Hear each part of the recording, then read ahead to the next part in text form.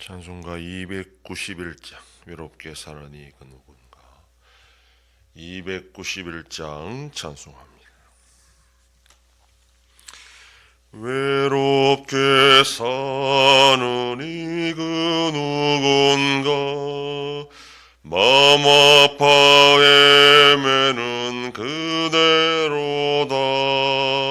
십자가 형틀에 너 위에 성하신 하나님 독생자 왜 잊었나. 오직 주 예수님 널 돌보신다. 오직 주 예수님 널 사랑해. 손잡아 내 길 인도하시는 사랑의 주 예수 하나님. 외로워우는 그 누군가. 친구를 잃으니 그대로다. 모두 널 버려도 내 죄를 속하신 주 예수 참 친구 왜 잊었나. 오직 주 예수님 널 돌보신다. 오직 주 예수님 널 사랑해. 손잡아 내 길 인도하시는 사랑의 주 예수 하나님. 사망을 이기신 능력의 주 내 곁에 늘 계심 왜 모르나. 주 말씀 따라서 사느니 누구나 외롭지 않으며 즐거우리. 오직 주 예수님 널 돌보신다. 오직 주 예수님 널 사랑해. 손잡아 내 길 인도하시는 사랑의 주 예수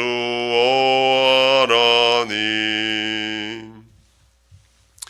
전능하사 천지를 만드신 하나님 아버지를 내가 믿사오며 그 외아들 우리 주 예수 그리스도를 믿사오니 이는 성령으로 잉태하사 동정녀 마리아에게 나시고 본디오 빌라도에게 고난을 받으사 십자가에 못 박혀 죽으시고 장사한 지 사흘 만에 죽은 자 가운데서 다시 살아나시며 하늘에 오르사 전능하신 하나님 우편에 앉아 계시다가 저리로서 산자와 죽은 자를 심판하러 오시리.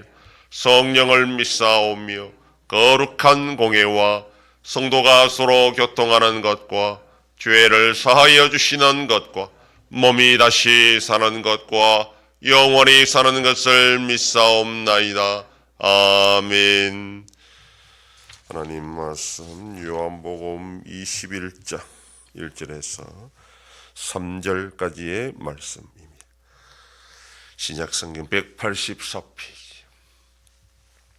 요한복음 21장 1절로 3절 말씀 다 같이 봉독합니다.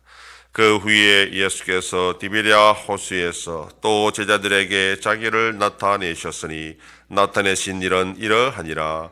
시몬 베드로와 디두모라 하는 도마와 갈릴리 가나 사람 나다나엘과 세베대의 아들들과 또 다른 제자 둘이 함께 있더니 시몬 베드로가 나는 물고기 잡으러 가노라 하니 그들이 우리도 함께 가겠다 하고 나가서 배에 올랐으나 그날 밤에 아무것도 잡지 못하였더니. 아멘. 21장이 후대에 추가된 것이다 라는 주장에 논란이 있습니다. 내용적으로 20장에서 다 끝났기 때문입니다. 그러나 아직까지 20장까지만 기록된 사본이 발견되지 않았고 교회는 전통적으로 21장도 요한이 기록한 요한복음의 일부분으로 인정하고 있습니다. 예루살렘에서 제자들에게 나타나셨던 예수님은 원래 약속하셨던 장소인 갈릴리에서 제자들에게 다시 나타났다라는 것을 이 21장을 통해서 사도 요한은 증거하고 있습니다. 그래서 다시 한번 이 베드로와 제자들에게 예수님은 사명을 주시고 그들에게 당부하는 내용을 이렇게 보여주고 있습니다.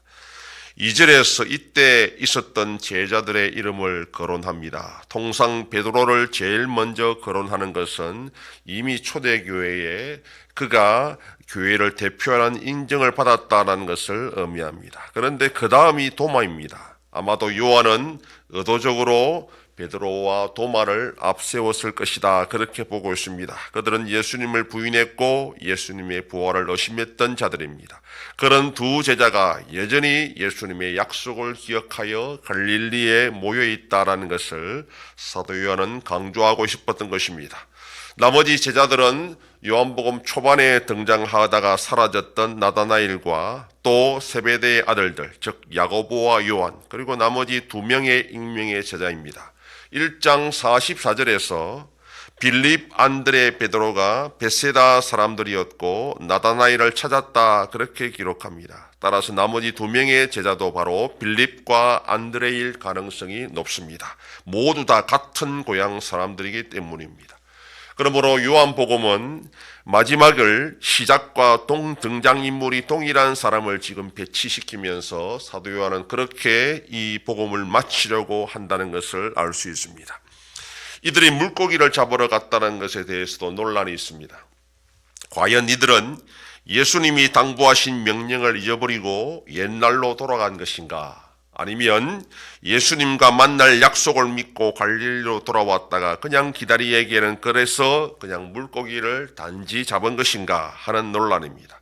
어쨌든 이때는 아직 성령 강림이 지연이었고 이들에게 성령 충만이 없었기 때문에 사명감이 불타오르기를 바라는 것은 무리였을 것입니다. 그래서 어떻게 해야 될지를 알지 못하는 이 제자들에게 옛날에 하던 대로 시간 낭비할 것보다는 물고기 잡는 것이 더 자연스러웠을 것이다, 그렇게 이해하기도 합니다.